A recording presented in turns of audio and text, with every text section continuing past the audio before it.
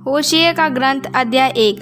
यहूदा के राजा उजिया, योताम और हिजकिय्याह तथा इज़राइल के राजा योआश के पुत्र यारोबाम के दिनों में बेरी के पुत्र होशिया को प्रभु की वाणी सुनाई पड़ी। जब प्रभु पहल होशिया से बोला, उसने उनसे यह कहा, जाओ किसी वेश्या से विवाह कर जारज संतान पैदा करो, क्योंकि देश भी प्रभु को त्याग कर वेश्यावृत्ति कर रहा है। अतः उसने जाकर दिलबाइम की पुत्री गोमेर से विवाह किया, जिसने गर्भवती होकर पुत्र को जन्म दिया। प्रभु ने उससे कहा, उसका नाम इज़राइल रखना, क्योंकि थोड़े समय के बाद मैं इज़राइल के रक्तपात का येहू के घराने से बदला चुकाऊंगा और इज़राइल वंश की प्रभु सत्ता समाप्त कर दूंगा। उसी दिन मैं इज़राइल की घाटी में उसके धनुष को तोड़ डालूंगा। उसने फिर गर्भवती होकर एक पुत्री को जन्म दिया। प्रभु ने यहोशुआ से कहा, उसका नाम लो रुहामा रखना, क्योंकि मैं फिर कभी इज़राइल को प्रेम नहीं करूंगा, ना उसे क्षमा करूंगा, किंतु मैं यहूदा के घराने को प्रेम करूंगा और प्रभु ईश्वर की ही उसका उद्धार होगा, ना ही धनुष या तलवार या युद्ध या घोड़े या घुड़सवार।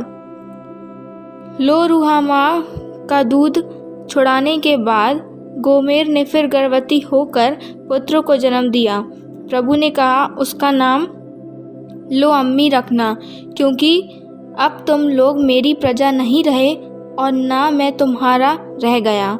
समुद्र तट के रेत कणों की तरह इज़राइली असंख्य बन जाएंगे, जिनका पारावार नहीं, और जहाँ तक कहा गया था, तुम लोग मेरी प्रजा नहीं रहे, वहाँ वे जीवंत ईश्वर की संतान कहलाएंगे। यहूदा और इज़राइल के लोग मिलकर एक हो जाएंगे और अपना ही नेता चुनेंगे तथा विदेश विदेश में फैल जाएंगे। इज़राइल का वह दिन तो महान दिवस होगा। अध्याय 2। तुम अपने भाइयों से मेरी प्रजा कहकर पुकारो और बहनों से प्रेम पात्र कहो। तुम अपनी माँ को समझाओ, क्या वह मेरी पत्नी नहीं है? क्या मैं उसका पति नहीं हूँ?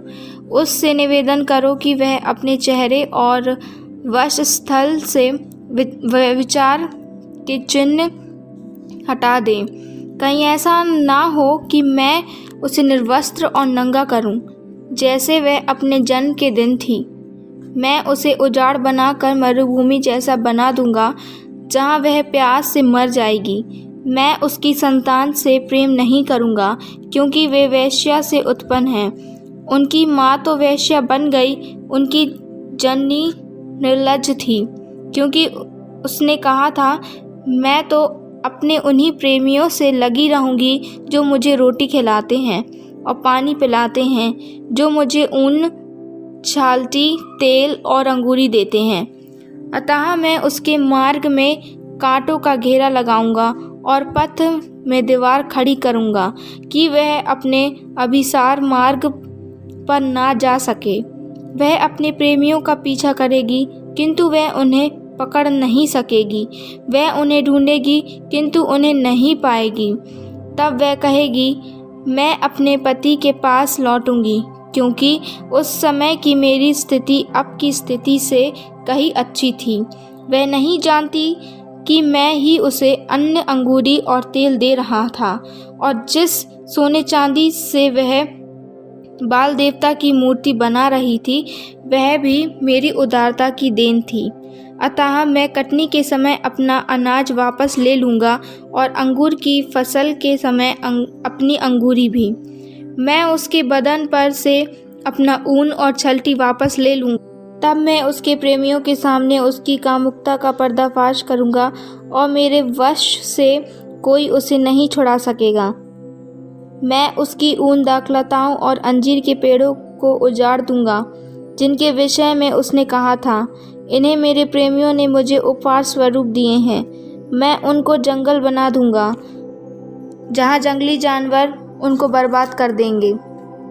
मैं उसके सारे सुख विलास का अंत कर दूँगा।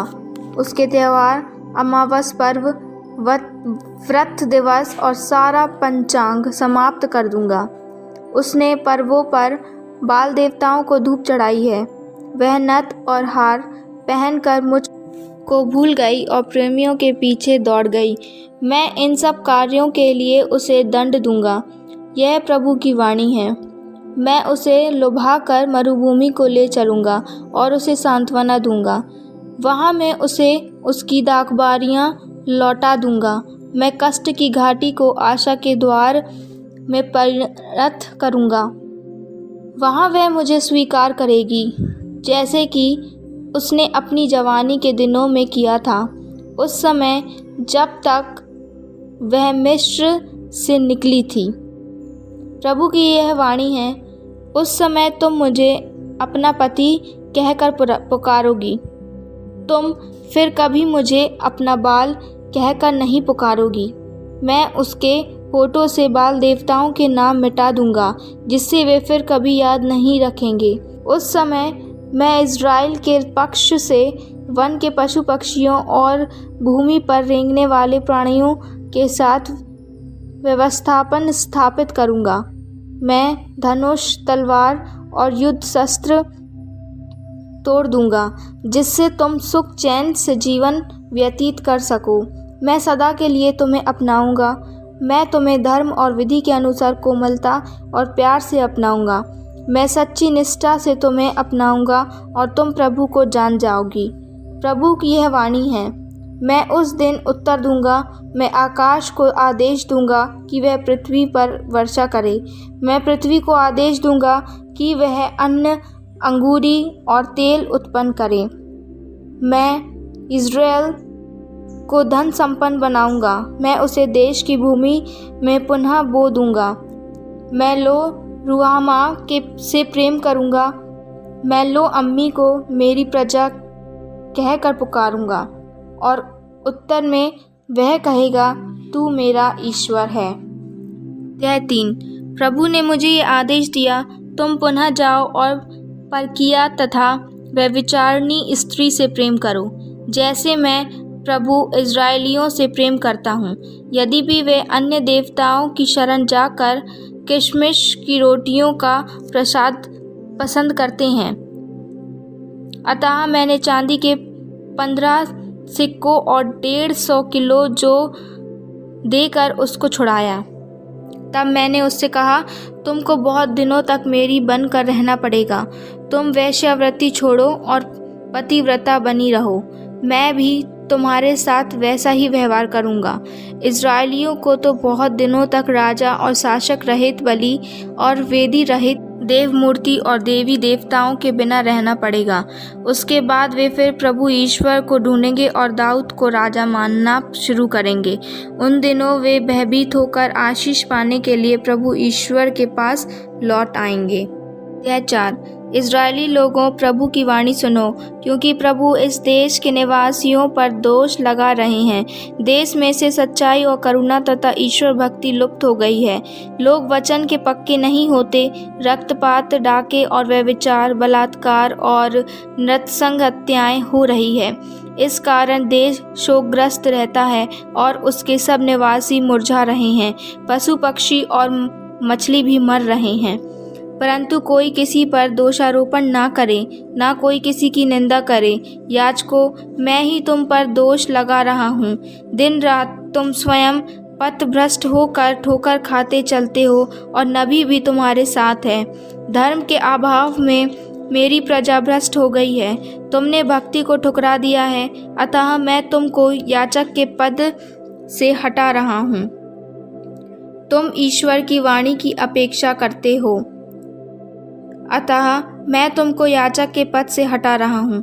तुम ईश्वर की वाणी की अपेक्षा करते हो, अतः मैं ईश्वर तुम्हारी संतान को तिरस्कृत करूँगा। जैसे जैसे उनकी संख्या बढ़ती गई, मेरे विरुद्ध उनके पाप भी बढ़ते गए। मैं उनका सम्मान अपमान में बदल दूँगा। वे मेरी प्रजा के पापों पर पलते हैं और उनके अधर्म के भूखे रहते हैं। इसलिए मैं प्रजा और याजकों के साथ एक ही व्यवहार करूँगा। दोनों के पापों का दंड एक ही होगा और अपराधों का बदला चुकाऊंगा। वे खाएंगे पर भूख मिटेगी नहीं, वे भोग विलास करेंगे किंतु निसंतान रहेंगे, क्योंकि वे प्रभु ईश्वर को त्याग कर वेश्यावृत्ति में लग गए हैं। अंगूरी चाहे नई चाहे पुरानी हो, वह बुद्धि को भ्रष्ट करती है। मेरी प्रजा कुंदे से परामर्श करती है और डंडों से शकुन पूछती है, क्योंकि वेश्यावृत्ति ने उस पर मोहनी डाली है तथा प्रभु ईश्वर को त्याग कर वह रंडीबाजी करती है। वे पर्वत शिखरों पर बलिदान चढ़ाते हैं, पहाड़ियों पर वे बलूत, चिनार और एला के वृक्षों के नीचे धूप चढ़ाते हैं, क्योंकि उनकी छाया इन्हें अच्छी लगती है।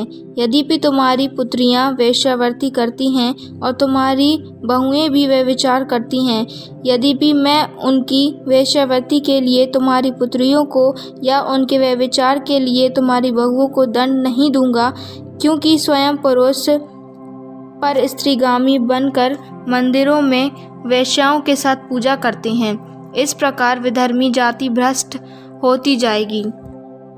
इज़राइल, यद्यपि तुम वेश्या बन गई हो, यहूदा पाप में तुम्हारा अनुकरण ना करे। तुम लोग गिलगाल मत जाना, ना जीवंत ईश्वर की सौगंध खाने बेत आवेन जाना। इज़राइल तो हड्डी बछिया के समान हडीली हो गई है। क्या प्रभु खुले मैदान में उन्हें मेमनों की तरह चरा सकता है? कदापि नहीं। एफ्राइम मूर्ति पूजा में लग गया है, लगने दो। वे अब शराबियों का गिरोह बन गए हैं और वेश्यावृत्ति स्थापित कर गए हैं। वे अपमान के लिए अपना सम्मान बेच बैठे हैं। बवंडर आकर उन्हें अपने वेग से उड़ा देगा, तब उनको अपनी मूर्ति पूजा पर लज्जित होना पड़ेगा। अध्याय 5। इस्राएल के घराने, कान दो, राजा के घराने सुनो। न्याय देने के लिए तुम उत्तरदायी हो, परंतु तुमने मिस्पा पर धर्मियों को गिराने के लिए फंदा लगाया और ताबोर पर्वत पर लोगों को फंसाने का जाल बिछा दिया है। दगाबाज कितना गहरा है उनका विश्वासघात, अतः मैं उन सब को दंड दूंगा। मेरी दृष्टि एफ्राइम पर रही है और मैं इज़राइल का लिहाज करता आया हूँ। पर एफ्राइम, तुम वेश्या बन गए हो और इज़राइल, तुम भी भ्रष्ट हो गए हो। वे अपनी करतूतों में जकड़े रहकर प्रभु के पास लौट नहीं सकते। वेश्यावृत्ति ने तो उन पर ऐसी मोहनी डाल रखी है कि वे प्रभु ईश्वर से अनभिज्ञ रहते हैं। इज़राइल का अक्कड़पन उसके अपने विरुद्ध साक्षी दे रहा है। एफ्राइम का अधर्म उसे ठोकर खिलाएगा, यहूदा भी उसके साथ गिरेगा। वे अपने गाय बैल भेड़ बकरियां लेकर प्रभु की खोज में निकलेंगे, पर वे उसे नहीं पा सकेंगे, क्योंकि वह उनसे ओझल हो गया है। वे तो उसकी प्रति अविश्वासी हो रहे हैं और जारत संतान उत्पन्न कर गए हैं। अब आक्रमणकारी आकर उनको और उनके खेत खलियान खा जाएगा। गिबआ में नरसिंगा सुनाओ और रामा में तोहरी बजाओ। बेत आवेन में लड़ाई का नारा लगाओ।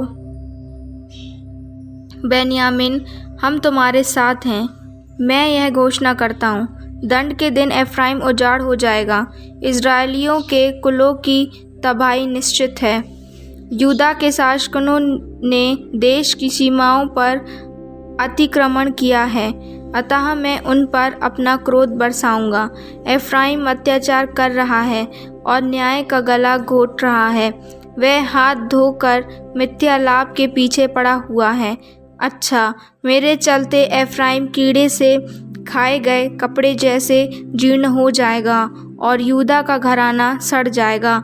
जब एफ्राइम ने अपनी लाचारी देखी और यहूदा ने अपने घाव महसूस किए, तो एफ्राइम असूर के महाराजा के पास दौड़ गया, किंतु वह तुम्हारा रोग दूर कर तुम्हें स्वस्थ करने में असमर्थ है। एफ्राइम के लिए मैं शेर बनूंगा और यहूदा के घराने के लिए सिंह। मैं ही अपना शिकार चीर फाड़ कर चल दूंगा। मैं उसे उठा ले जाऊंगा और कोई उसे छुड़ा ना पाएगा। हाँ, मैं अपने निवास स्थान के पास तब तक लौट कर रहूँगा जब तक वे अपने पापों पर पश्चाताप कर मेरी कृपा ढूंढने न आए। इस दुर्दशा में वे मुझे खोजते रहेंगे। अध्याय 6। आओ हम प्रभु के पास लौटें। उसने हमको घायल किया, वही हमें चंगा करेगा। उसने हमको मारा है, वही हमारे घावों पर पट्टी बांधेगा। वह हमें 2 दिन बाद जिलाएगा, तीसरे दिन वह हमें उठाएगा और हम उसके सामने जीवित रहेंगे।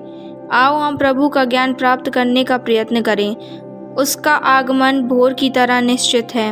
वह पृथ्वी को सींचने वाली हितकारी वर्षा की तरह हमारे पास आएगा। एफ्राइम, मैं तुम्हारे लिए क्या करूं? यहूदा, मैं तुम्हारे लिए क्या करूं? तुम्हारा प्रेम भोर के कोहरे के समान है, ओस के समान, जो शीघ्र ही लुप्त हो जाती है।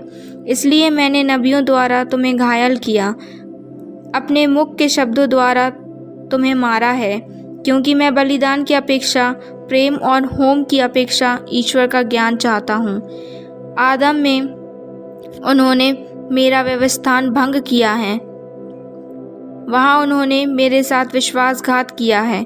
गिलगाद दुष्कर्मियों के लिए रक्त से सना हुआ नगर है, और याजक जैसे डाकू मार्ग में घात लगाकर यात्रियों की अपेक्षा करते हैं, ये याजक वैसे ही दल बनाकर सिखेम के मार्ग में हत्या करते हैं। कितने घृणास्पद हैं उनके कार्य। इज़राइल के घराने में मैंने एक भयानक बात देखी है। वहाँ एफ्राइम वेश्यावृत्ति करता है और इज़राइल भी कुलसित हो गया है।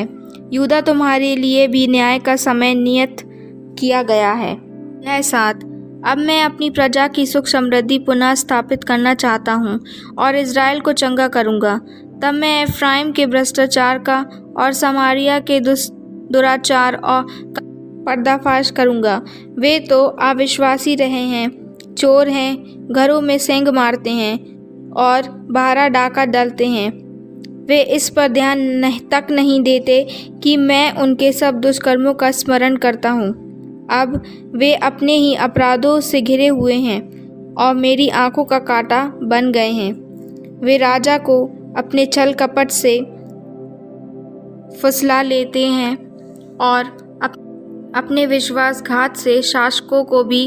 वे सब के सब लंपट हैं, तपे हुए तंदूर में राख के नीचे जलते अंगारों के समान, जिन्हें नानबाई तब तक नहीं फूंकता जब तक खमीर के साथ गूंथा हुआ आटा ना फूल गया हो। अपने पर्व दिवस पर राजा इन धूर्तों से मिलता जुलता है और वे अंगूरी पिला पिला कर उसे भरमा देते हैं। षड्यंत्र रचने की उत्तेजना में तंदूर में अंगार की तरह उनके हृदय जलते हैं। रात भर उनका क्रोध सुलगता रहता है और भोर को धधकती ज्वाला बनकर भभक उठता है। तब वे धधकती भट्टी बनकर अपने शासकों को भस्म कर देते हैं। इस प्रकार उनके सभी राजाओं का पतन हो गया है और उनमें से किसी ने भी मुझको नहीं पुकारा है। एफ्राइम अन्य जातियों के साथ घुल मिल गया है। एफ्राइम धपक की रोटी है, विदेशी उसकी शक्ति खा रहे हैं, किंतु उसे उसका कुछ पता नहीं। अनजाने ही उसके बाल पक गए हैं। इज़राइल का घमंड उसी के अपने मुंह पर कालिख लगा रहा है। यह होते हुए भी वे ना अपने प्रभु ईश्वर की ओर उन्मुख होते, ना ही उसे ढूंढते हैं। एफ्राइम नादान और नासमझ कबूतर हैं। वे मिस्र की सहायता मांगते और असुर की शरण दौड़ते हैं।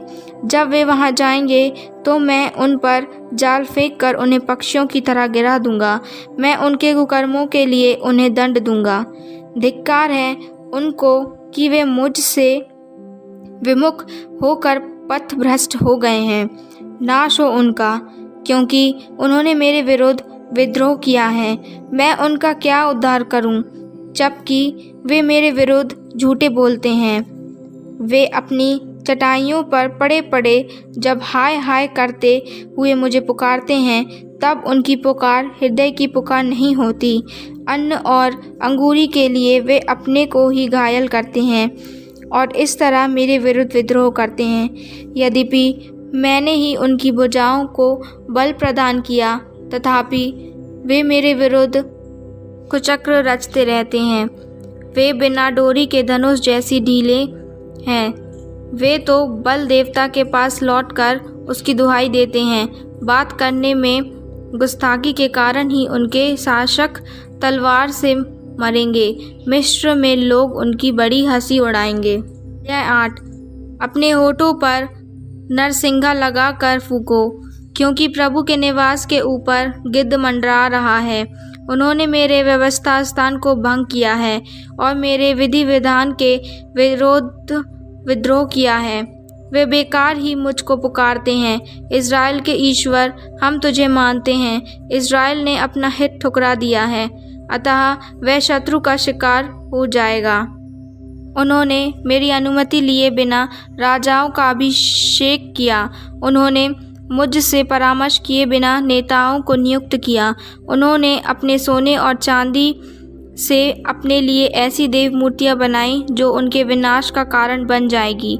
समारिया, तुम्हारी बछड़े की देव मूर्ति विभक्तस है। मेरा क्रोध उन लोगों पर भड़क उठा है। वे बहुत समय तक अपने को निर्दोष प्रमाणित नहीं कर सकेंगे, क्योंकि वह देव मूर्ति इज़राइल से आई।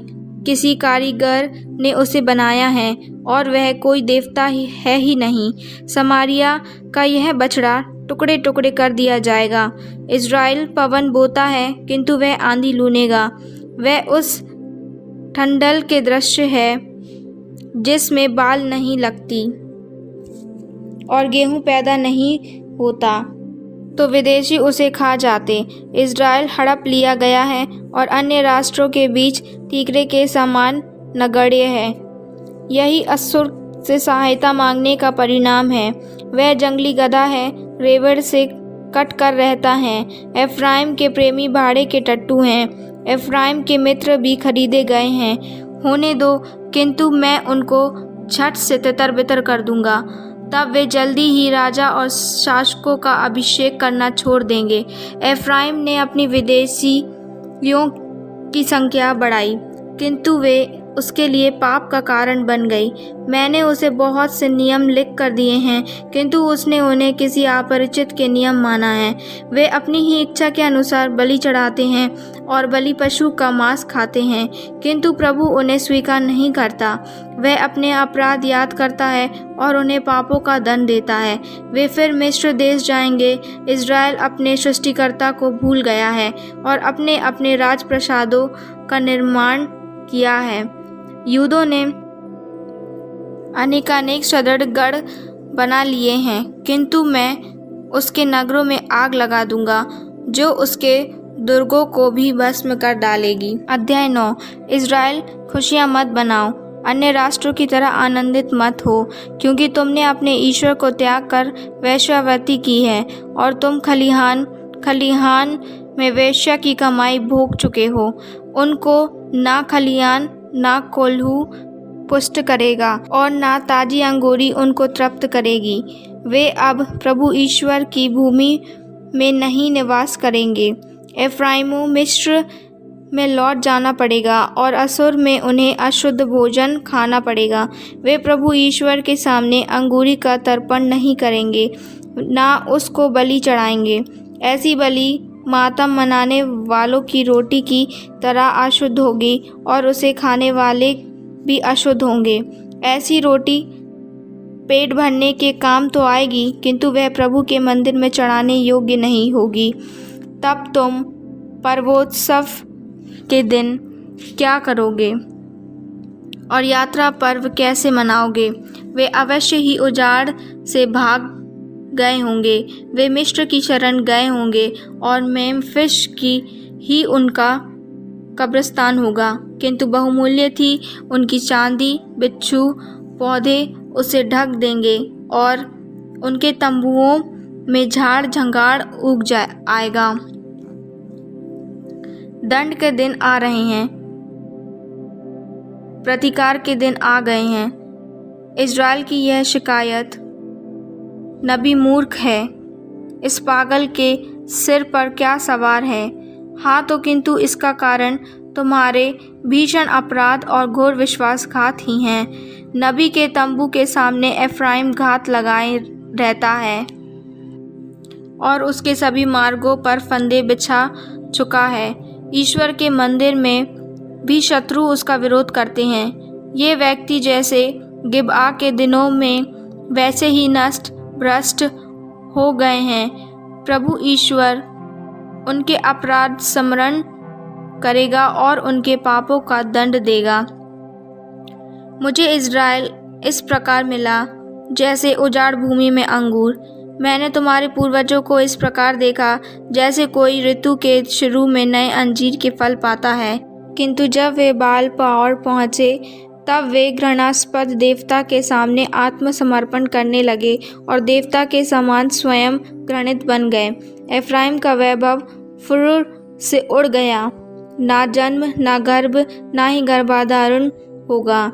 यदि वे बच्चों का पालन पोषण करेंगे भी तो मैं उन्हें संतानहीन बनाकर निर्वंश बना दूंगा।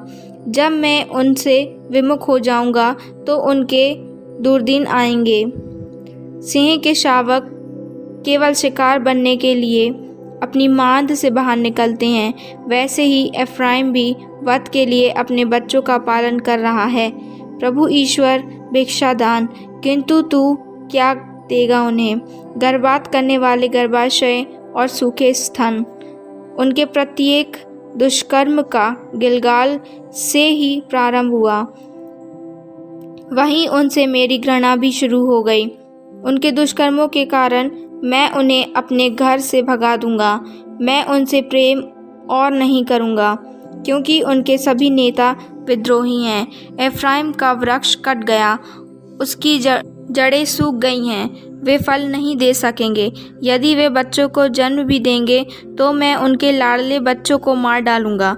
मेरा ईश्वर उन्हें त्याग देगा, क्योंकि उन्होंने उसकी नहीं सुनी, अतः उन्हें राष्ट्रों में भटकते रहना पड़ेगा। अध्याय 10। इज़राइल फैलने वाली दाखलता के सदस्य है, जिसमें बहुत से फल लगते हैं। वह फलों की बढ़ती हुई संख्या के अनुरूप अपनी वेदियों की संख्या भी बढ़ाता रहता है। वह अपने देश की समृद्धि के अनुसार अपने पूजा स्तंभ अलंकृत करता है। उन लोगों का हृदय कपटपूर्ण है, इसलिए उन्हें अपने पापों का फल भोगना पड़ेगा। वह स्वयं उनकी वेदियों नष्ट करेगा और उनके पूजा स्तंभ गिरा देगा। तब वे कहेंगे, हमारा कोई राजा नहीं है, क्योंकि जब हम प्रभु पर श्रद्धा नहीं रखते हैं तो राजा हमारे लिए क्या कर सकता है। बकवाद, झूठी शपथें, संधियाँ और जूते हुए खेतों के कूड़े में धतूरे के पौधे जैसा मुकदमेबाजी बढ़ती जा रही है। समारिया के निवासी बेत आवेन के बछड़े के लिए चिंतित हैं। लोग उसके लिए मातम मनाते हैं और पुजारी मूर्ति की महिमा के लिए विलाप करते हैं, क्योंकि वह अब महिमा रहित हो गई है।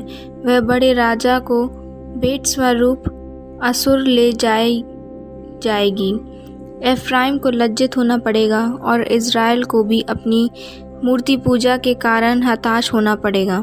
समारिया का राजा पानी के फेन की तरह लुप्त हो गया है। आवेन के पहाड़ी पूजा स्थान नष्ट किए गए, जहाँ इज़राइल पाप करता था। उनकी वेदियों पर कांटे और ऊंट कटारे उगेंगे। तब लोग पहाड़ों से कहने लगेंगे, हमें ढक लो, और पहाड़ियों से हम पर गिर पड़ो। इज़राइल, गिबआ के समय से ही तुम पाप करते चले आ रहे हो। वहाँ उन्होंने मुझसे विश्वासघात किया, तो गिबआ में ही युद्ध होने उन्हें क्यों ना धर दबाएगा।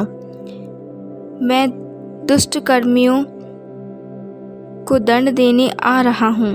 राष्ट्र उनके विरुद्ध एकत्र हो जाएंगे, वे उनके महापाप के लिए उनको दंड देंगे। एफ्राइम ऐसी निकाली हुई बिछिया है जो दावे के लिए तैयार रहती है, किंतु अब तक मैंने उसकी कोमल गर्दन पर जुआ नहीं रखा। अब तो मैं एफ्राइम पर जुआ रखूँगा ही। यहूदा को हल जोतना पड़ेगा, याकूब को हेंगा खींचना पड़ेगा। तुम धार्मिकता बो तो भक्ति लूनोगे, अपनी परती भूमि जोतो, क्योंकि समय आ गया है। प्रभु को कब तक खोजते रहो, जब तक वह आकर धार्मिकता न बरसाए। तुमने अधर्म के बीज बोकर हल जोता था, अतः तुम्हारी फसल अधर्म ही है और तुमको विश्वासघात का फल खाना पड़ा है। तुमने अपने रथों पर और सेना बल पर भरोसा रखा है, इसलिए तुम्हारे लोगों के बीच भीषण युद्ध छिड़ जाएगा तथा तुम्हारे किले नष्ट हो जाएंगे। स्मरण रहे कि सलमान ने युद्ध में बैत अरबेल को नष्ट किया था और बच्चों के साथ ही माताओं को भी मौत के घाट उतारा था। इज़राइल के घराने, तुम्हारी घोर दुष्टता के कारण तुम्हारी भी यही गति होगी और भोर को इज़राइल के राजा का पूर्ण विनाश होगा। अध्याय 11। इज़राइल जब बालक था तो मैं उसे प्यार करता था और मैंने मिस्र देश से अपने पुत्र को बुलाया। मैं उन लोगों को जितना अधिक बुलाता था, वे मुझे से उतना ही अधिक दूर होते जाते थे। वे बाल देवताओं को बलि चढ़ाते और अपनी मूर्तियों के सामने धूप जलाते थे। मैंने एफ्राइम को चलना सिखाया, मैं उन्हें गोद में उठाया करता था, किंतु वे नहीं समझे कि मैं उनकी देखरेख करता था। मैं उन्हें दया तथा प्रेम की बागडोर से टहलाता था। जिस तरह कोई बच्चे को उठाकर गले लगाता है, उसी तरह मैं भी उनके साथ व्यवहार करता था। मैं झुककर उन्हें भोजन दिया करता था। उनको मिस्र में लौट जाना पड़ेगा और असुर का राजा उन पर राज्य करेगा, क्योंकि उन्होंने मेरे पास आना अस्वीकार किया है। उनके नगरों में भयंकर रक्तपात होगा, युद्ध में उनके गढ़ क्षतिग्रस्त हो जाएंगे। वे निसाया और निर्वस्त्र होकर नष्ट हो जाएंगे। मेरी प्रजा मेरे विरुद्ध विद्रोह करने को तुली है, इसलिए उसे जुए की सजा दी जाएगी, जिसे कोई नहीं खोल सकेगा। एफ्राइम, मैं तुम्हें कैसे त्याग दूं? इज़राइल, मैं तुम्हें कैसे शत्रु के हाथों सौंप दूं? मैं तुम्हें अदमा के समान कैसे राख में मिला दूं? मैं तुम्हें सबोइम के समान कैसे भस्म कर दूं? मेरा हृदय यह नहीं मानता, मुझ में दया उमड़ आती है। मैं अपना क्रोध भड़कने नहीं दूंगा। मैं फिर एफ्राइम का विनाश नहीं करूंगा, क्योंकि मैं मनुष्य नहीं, ईश्वर हूँ। मैं तुम्हारे बीच परम पावन प्रभु हूँ। मुझे विनाश करने से घृणा है। वे प्रभु के पीछे हो लेंगे। प्रभु सिंह की तरह गरज उठेगा, हाँ गरज उठेगा। मेरी गरज सुनकर मेरे पुत्र दौड़ते हुए पश्चिम से आएंगे। वे मिस्र से हवा के घोड़े पर सवार होकर आ जाएंगे और असुर से कबूतरों के सदस्य उड़ान भरते हुए पहुँचेंगे। मैं तो उन्हें स्वदेश में पुनः बसा दूंगा। यह प्रभु की वाणी है। अध्याय 12। एफ्राइम ने मेरे इर्द गिर्द झूठों का जाल रचा है और इज़राइली वंश को ठग दिया है, किंतु यहूदा वह अड़ियल टट्टू ईश्वर को अब तक मानता है और पावन पुंज ईश्वर का भक्त बना रहा है। एफ्राइम हवाई महल बनाता है, वह दिन भर पुरवाई का शिकार करता है। वह छल के छल एवं नाश के नाश करता जाता है। इधर असुर के साथ संधि, उधर मिस्र को तेल का शुल्क। यहूदा से भी प्रभु की शिकायत है। वह याकूब को उसके आचरण के अनुसार दंड देगा और उसे उसके पापों का फल देगा। अपनी माँ के गर्भ में ही उसने अपने भाई को धोखा दिया और बड़े होकर वह प्रभु से भी लड़ा था। वह देवदूत से लड़ा और उसे रोते हुए धोखा देकर हरा भी गया।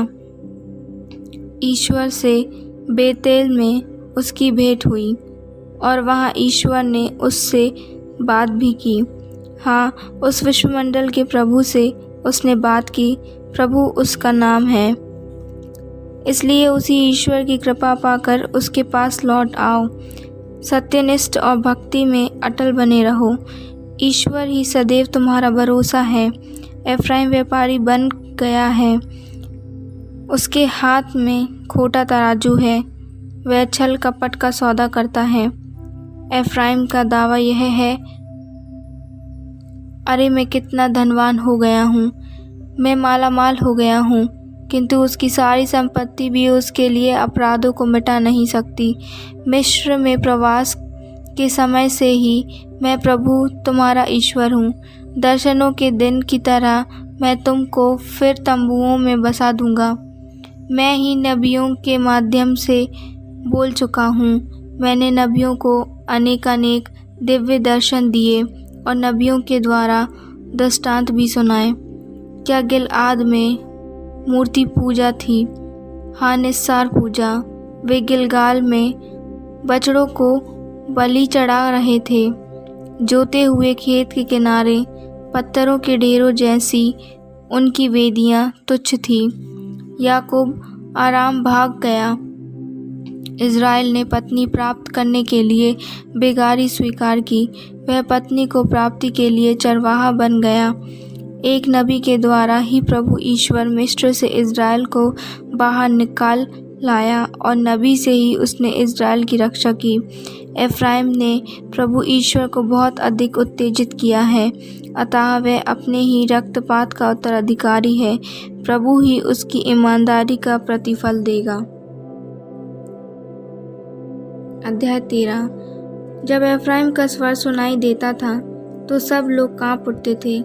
वह तो महान ही था, किंतु बाल देवता की पूजा कर उसने अपराध किया और इससे वह मृत्यु को प्राप्त हो गया और अब उनका पाप बढ़ता ही जा रहा है। वे ढली मूर्तियां मनुष्य की कृतियां बनाते हैं। चांदी से कुशल कारीगर उन्हें गढ़ते हैं। वे कहते हैं, इनकी पूजा करो। मनुष्य बछड़ों की मूर्तियां चूमते हैं। इसलिए वे प्रातः काल के कोहरे की तरह और ओस की बूंदों की तरह लुप्त हो जाएंगे। खलिहान से उड़ाए गए भूसे के समान या खिड़की से निकले वायु वाले धुएं के समान वे विलीन हो जाएंगे। मिस्र के निवासन के समय से मैं ही तुम्हारा प्रभु ईश्वर रहा हूँ। मेरे सिवाय तुम किसी अन्य ईश्वर को नहीं मानते। मेरे सिवाय कोई अन्य उद्धारक नहीं। मरुभूमि में मैंने ही तुम्हारी रक्षा की। उस सूखे प्रदेश में मैंने उनको खिलाया पिलाया और वे खा पी कर तृप्त रहते हैं। तब वे घमंड से फूल गए और मुझे भुला बैठे। अच्छा, तो मैं उनके साथ सिंह का सा व्यवहार करूँगा। चीते की तरह मैं मार्ग में घात लगाकर बैठा रहूँगा। अपने बच्चों को छिन जाते देखकर जैसे रिछनी शिकारी पर टूट पड़ती है, वैसे ही मैं उन पर टूटकर उनके कलेजे फाड़ दूँगा। सिंहनी की तरह उनको झट से चट जाऊँगा। जंगली जानवर बनकर मैं उनको निगल जाऊँगा। इज़राइल, मैं तुमको नष्ट करूँगा और कौन तुम्हारी मदद करने आएगा? अब तुम्हारा वह राजा कहाँ रहा जो तुमको बचाए? वे सभी नेता कहाँ हैं जिनकी तुम शरण जाओ? तुमने मुझसे कहा था ना, मुझे राजा और सम्मानत दे।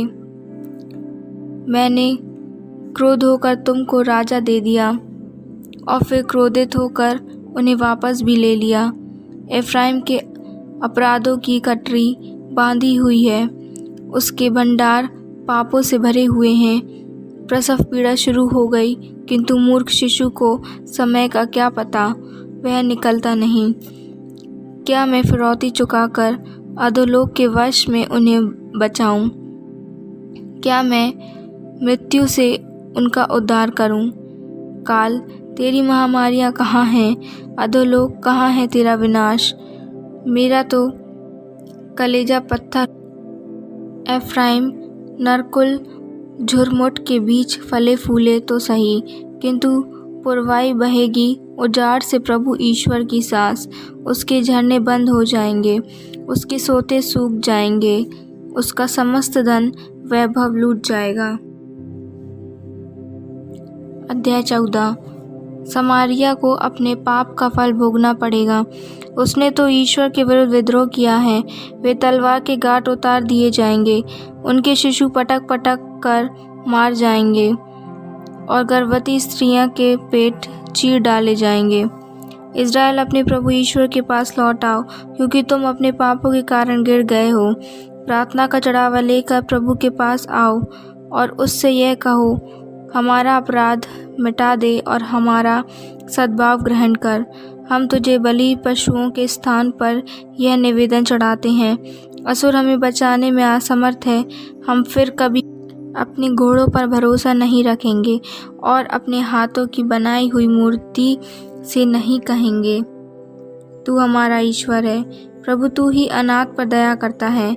मैं उनके विश्वासघात का घाव भर दूंगा। मैं सारे हृदय से उनको प्यार करूंगा, क्योंकि मेरा क्रोध उन पर से दूर हो गया है। मैं इज़राइल के लिए ओस के सदस्य बन जाऊंगा। वह शोषण की तरह खिलेगा और लेबानोन के बाद बलूत की तरह जड़ें जमाएगा। उसकी टहनियाँ फैलेगी, उसकी शोभा जैतून के सदस्य होगी और उसकी सुगंध लेबानोन के सदस्य। इज़राइली फिर मेरी छत्र छाया में निवास करेंगे और बहुत सा अनाज उगाएंगे। वे दाखबारी की तरह फलेंगे फूलेंगे और लेबानोन की अंगूरी की तरह प्रसिद्ध हो जाएंगे। अब एफ्राइम की देव मूर्तियों से क्या, मैं ही उसकी सुनता और उसकी सुध लेता हूँ। मैं सदाबार सनोबर के सदस्य हूँ, मुझसे ही उसे फल मिलते हैं।